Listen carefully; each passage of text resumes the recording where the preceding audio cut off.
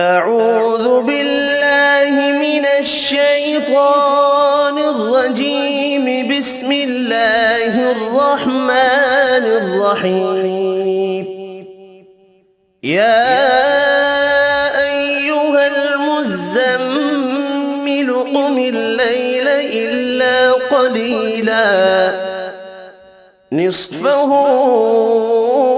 أو انقص منه قليلا أو زد عليه ورتل القرآن ترتيلا إنا سنلقي عليك قولا ثقيلا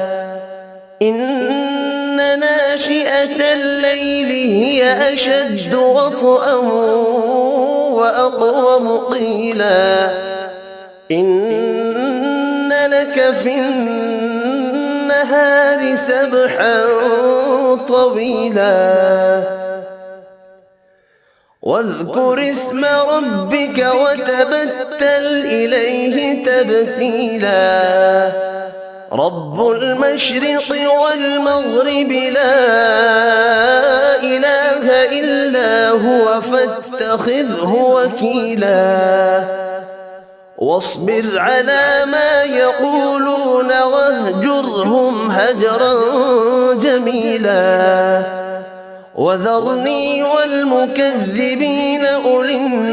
النعمة ومهلهم قليلا إن لدينا أنكالا وجحيما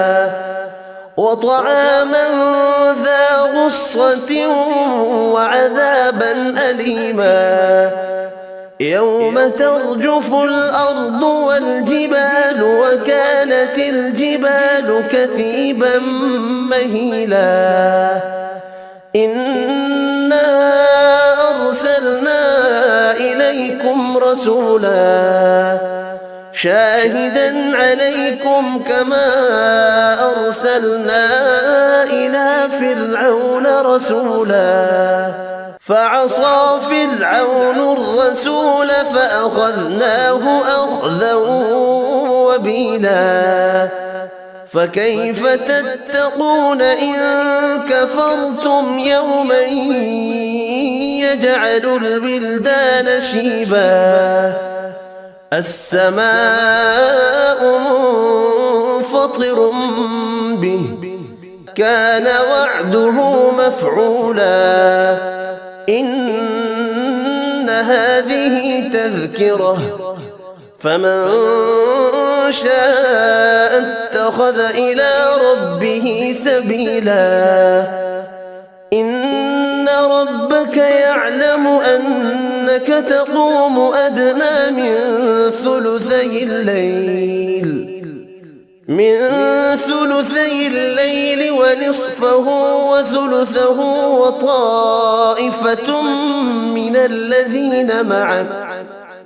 والله يقدر الليل والنهار علم أن لن تحصوه فتاب عليكم فاقرؤوا ما تيسر من القرآن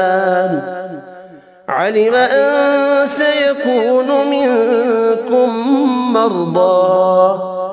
وآخرون يضربون في الأرض يبتغون من فضل الله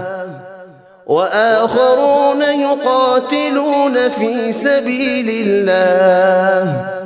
فاقرؤوا ما تيسر منه وأقيموا الصلاة وآتوا الزكاة وأقرضوا الله قرضا حسنا